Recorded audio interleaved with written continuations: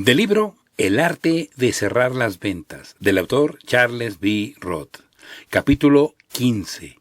Empleo de la técnica del incentivo estratégico. En uno de los capítulos siguientes leerá usted que el principal obstáculo para el cierre de sus ventas es la inclinación del comprador a diferirlo. Este obstáculo será su peor enemigo. Le minará a usted el terreno tantas veces como intente vender. Halla usted que el cliente pone dificultad en atenderle, que se interesa fácilmente, cree a pie juntillas lo que usted le dice y así se lo confirma, pero no bien llega el momento de dar el sí definitivo, titubea, se deshace de los argumentos por usted empleados y la gestión de ventas se convierte en el cuento de nunca acabar. Usted no sabe ya qué hacer, no ha cometido usted ninguna indiscreción, no ha hecho ni dicho nada que justifique el punto muerto en que la venta acaba de caer. Es la dilación, esta fuerza tan inexorable como la de la gravedad, lo que le hace a usted imposible el cierre. Cuando lea usted el capítulo que trata del obstáculo de la dilación, observará cómo el cerrador experto sale al encuentro de la misma e invalida su influencia. Pero en las líneas que siguen vamos a examinar una técnica operativa que admite la dilación y capacita al vendedor a cerrar la operación a pesar de ella. Se trata de la técnica del incentivo. Su nombre explica ya de qué se trata. Consiste en ofrecer al comprador un incentivo que le mueva a comprar. Esta técnica actúa de modo parecido a el de la eventualidad amenazante, con su sentimiento de pérdida, cuyos pormenores le son ya conocidos. El incentivo se apoya en el truco de que el comprador crea que algo perderá, sin duda, si no compra. Este truco vence toda dilación y hace que el comprador compre al instante. El secreto de la técnica del incentivo reside en emplearlo como último resorte, de modo que induzca al comprador a dar el sí definitivo. La venta en este caso descansa en uno de los estímulos humanos más fundamentales, en el deseo de que le den a uno algo por nada, de obtener alguna cosa que no está al alcance de cualquiera, algo excepcional y exclusivo. Esta técnica se aprovecha, pues, de una flaqueza inherente a la naturaleza humana, ofreciendo algo de valor o algo trivial, algo real o algo imaginario que se perderá si uno no se aprovecha de la ocasión que se presenta. Así pues, uno compra para descartar una pérdida. La efectividad del incentivo queda bien patente a través de una anécdota de venta divulgada por la Associated Press en forma de noticia procedente de una ciudad del sur. Una mujer entró en un restaurante y pidió en el mostrador una empanada de huevo y jamón. ¿Cuánto vale?, preguntó enseguida sin esperar que se la sirviesen, y ante el precio volvió a preguntar: ¿de cuántos huevos es? Como le dijeron que de un solo huevo, preguntó: ¿y cuántas rajas de jamón le ponen? 2. Se quedó un momento pensativa, meneó la cabeza y se dispuso a irse. Antes de alcanzar la puerta, el mozo le gritó: «Pero el pan, señora, es totalmente gratis». Y la mujer se volvió decidida y adquirió la empanada. El éxito en el empleo de la técnica del incentivo como medio de cierre dependerá de cómo y cuándo se eche mano de ella. El incentivo constituye a veces el único medio posible de cerrar una venta dada. Otra podrá usted cerrarla sin necesidad de recurrir a ningún incentivo. En general, los vendedores emplean el incentivo como último recurso, después de que han fallado todas las demás técnicas. La idea consiste en no agotar todas las flechas del carcaje a las primeras de cambio, sino en guardar alguna reserva para un caso extremo, y esta puede ser la del incentivo que tiene usted dispuesta para el caso de que sea necesario introducir un elemento nuevo que induzca al comprador a cerrar la venta. Antes pruebe usted a cerrar por medio de las técnicas que más usualmente practique y de las cuales se ha hablado ya bastante en este libro. Pero si el comprador permanece impasible, tiene usted que aplicar un resorte especial para que no se le frustre el pedido. Ha llegado pues el momento de recurrir al incentivo, y ahora es cuando esta técnica de que venimos ocupándonos acude en su auxilio. En efecto, cuando usted saca el incentivo a relucir, el comprador se encuentra ante una oferta enteramente nueva y ya más favorable. El incentivo aviva inmediatamente sus apelaciones. El interés de las mismas aumenta. Cuando usted observe que una venta se le está escurriendo de las manos, cuando todos los demás esfuerzos de cerrar han sido estériles, saque usted a relucir el incentivo que haga sentir al comprador la sensación de pérdida al no aprovecharse del mismo. Verá cómo el cliente compra. De incentivo puede servirle generalmente cualquier cosa, por trivial que sea. La diferencia de unos simples céntimos ha decidido en ocasiones ventas que ascendían a miles de dólares. Fred C. Kelly, el conocido tratadista de asuntos comerciales, aprendió la verdad de cuanto digo años atrás, en sus tiempos de corredor de fincas. Cuando salía a mostrar sus fincas a los presuntos clientes, Kelly solía llevar consigo un hermoso perro de pastor. Durante una de estas visitas, intentó cerrar tratos con un matrimonio que parecía interesado por una de las casas. A los esposos Brown les gustaba la finca y el panorama que desde ella se dominaba, pero el precio de $15,000 no les convencía. Este era el escollo, no tenían intención de pagar tanto. Además, había otros detalles en la finca que tampoco le acababan de gustarles: la distribución de dependencias, los espacios muertos, las recámaras, etc. La gestión estaba anclada en este punto y Kelly había abandonado ya toda esperanza de lograrla. Entonces la esposa se fijó en el perro, le acarició y preguntó si también iba con la casa. Kelly lo pensó rápidamente, contestó que sí. Efectivamente, una finca no se podía considerar completa sin un perro guardián. En tal caso, vino a decir la esposa, la oferta era más razonable. El esposo fue del mismo parecer. El asunto quedó concluido en el acto. El especial incentivo que había logrado decidir el fiel de la balanza era un perro. Más tarde, cuando Fred Kelly hubo estudiado los motivos que inducen a la gente a comprar, pudo darse cuenta de que efectivamente el incentivo aquel del perro había influido en el cierre de sus ventas mucho más que cualquiera de las otras ventajas reales que incluía en la oferta.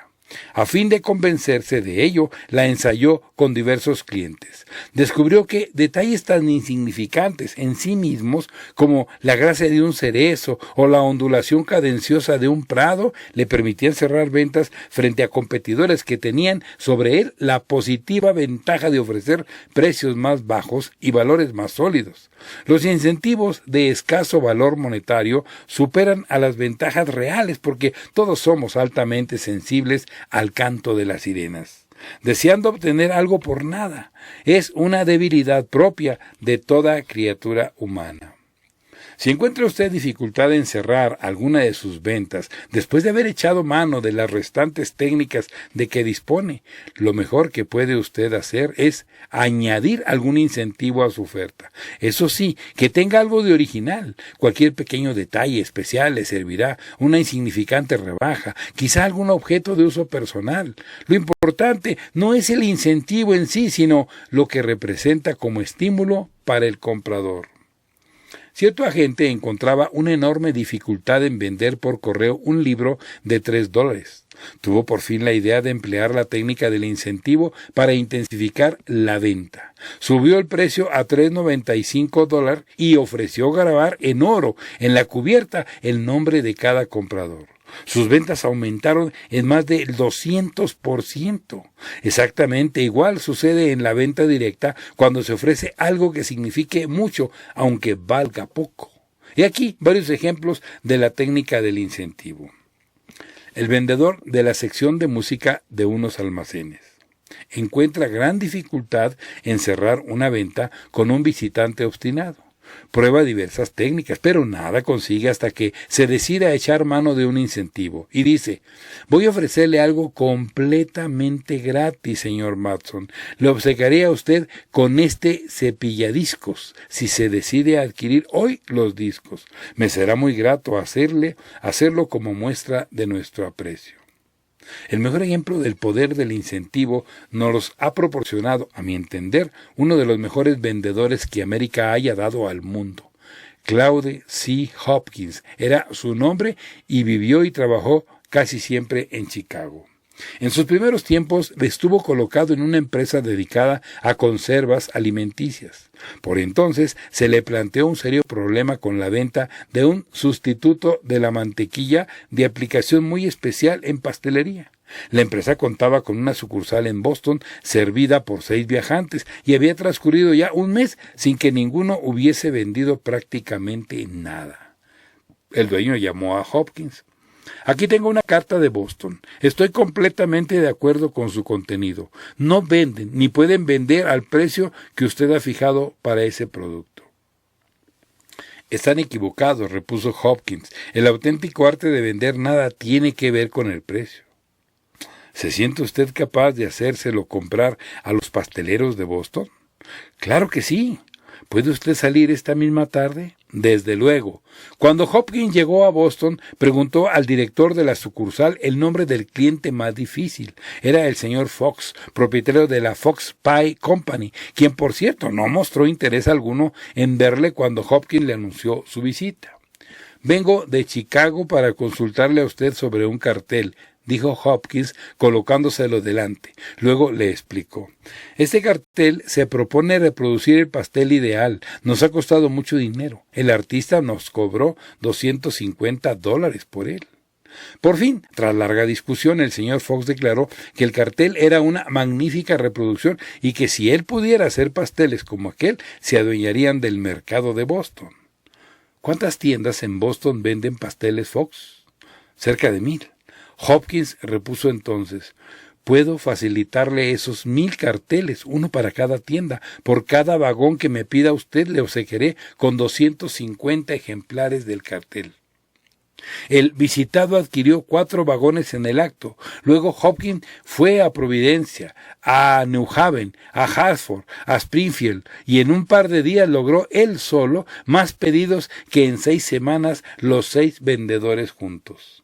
El director de la sucursal estaba perplejo. Usted no ha estado vendiendo nuestro producto, sino carteles. Me gustaría ver lo que hace usted cuando no puede ofrecer esos carteles que ahora ofrece. ¿A quién desea usted que vaya ahora a arrancarle un pedido? Repuso en son de reto Hopkins. El director mencionó una importante casa a donde Hopkins llamó por teléfono solo para cerciorarse de que el presunto cliente estaba surtido del producto y no tenía interés en comprar más. Pero ningún vendedor que no fuera Hopkins podía permitirse estos lujos capaces de desanimar al mejor dotado. Fue al quite con su incentivo preparado que esperaba impresionarse al cliente. Díjole Hopkins, voy a sugerirle la manera de dar publicidad a sus pasteles todo a lo largo de la vía de Chicago. Si me pasa pedido de un par de vagones, voy a colocar un enorme letrero en cada costado de los mismos. En esos letreros se les dirá que sus pasteles están hechos con nuestros productos, no a un solo lado de los coches, sino a ambos lados, es decir, que en el curso de 900 millas, a ambos lados del trayecto, todo el mundo conocerá su casa. Vendió, pues, los 2 vagones ofrecidos a un cliente ya aprovisionado con exceso, porque supo emplear la técnica del incentivo. Prácticamente todos los grandes hombres de negocios, lo cual equivale a decir todos los grandes vendedores, porque negociar es vender, han sido hábiles usuarios de la técnica del incentivo. Un amigo mío, economista práctico y persona interesada en conocer las causas motivantes del éxito alcanzado por los grandes hombres de negocios, me aseguraba que había descubierto la principal razón de que el difunto Bigley, hijo, fuese tan afortunado en su negocio. Según él, la razón era que Bigley estaba continuamente enviando a sus clientes ofertas especiales, originales, incentivos para hacerles comprar más y más. Y en efecto, fue famoso por sus recursos en idear negocios y tratos especiales.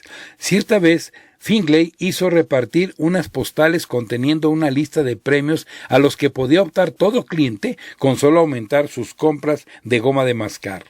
Otra vez ofreció el incentivo de unas bonificaciones para pedidos que alcanzaran cierta cuantía.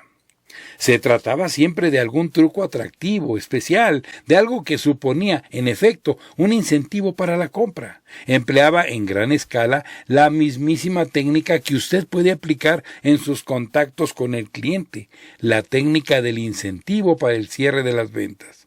Puede usted recurrir a un incentivo incluso no tangible, a un incentivo abstracto, a un simple producto de su imaginación. Si puede demostrarle a alguien que perderá prestigio si no compra ahora, eso es ya un incentivo. Si puede demostrarle que ganará prestigio y hará un papel brillante comprando ahora, eso es ya un incentivo suficiente.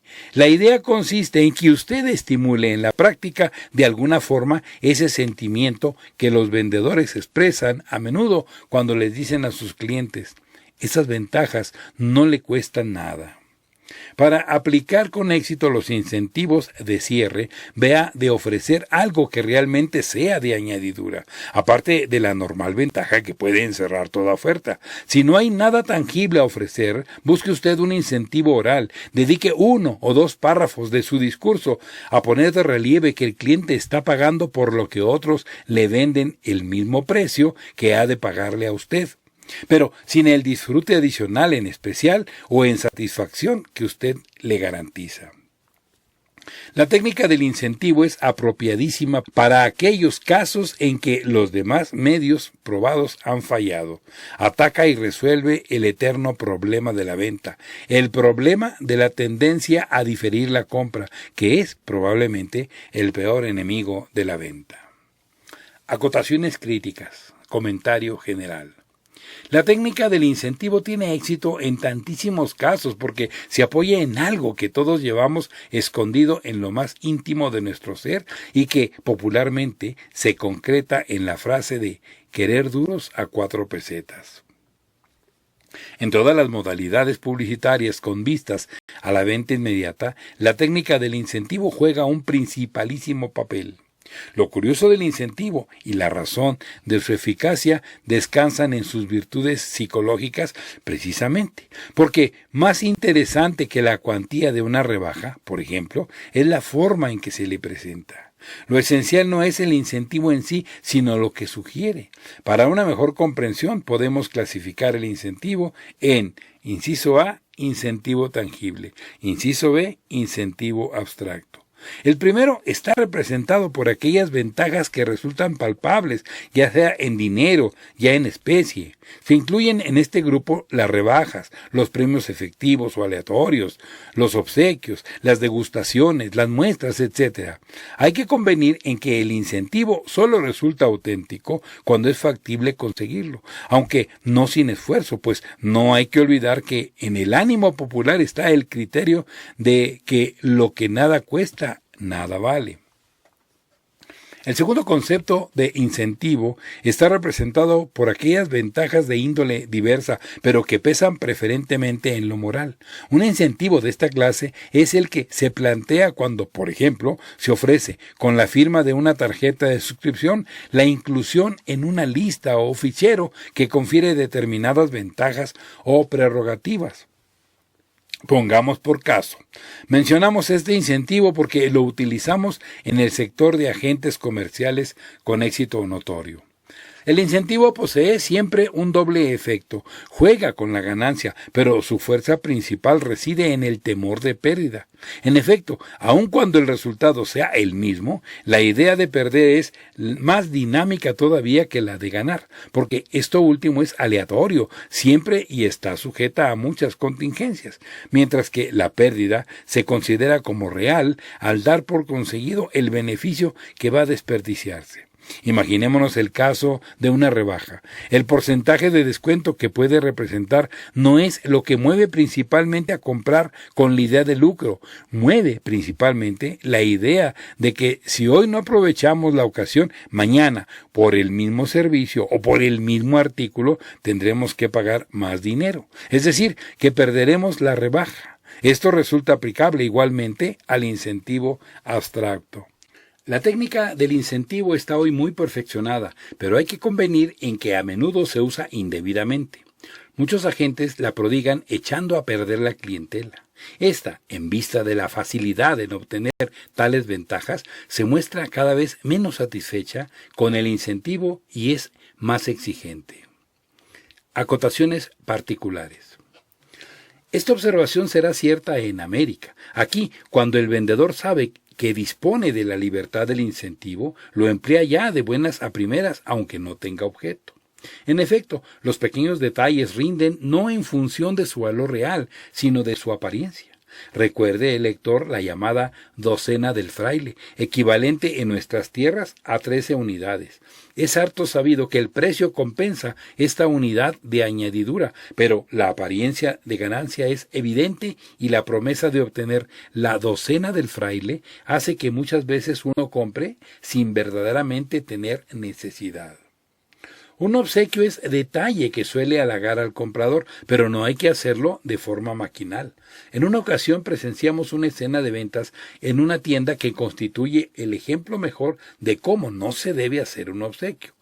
El cliente, a nuestro lado, se mostraba reacio a la compra. Encontraba caro el artículo. La vendedora, con aire indolente, metió la mano debajo del mostrador, sacó una baratija y ofreciéndosela al cliente le espetó: ¿Y así tampoco le parece bien?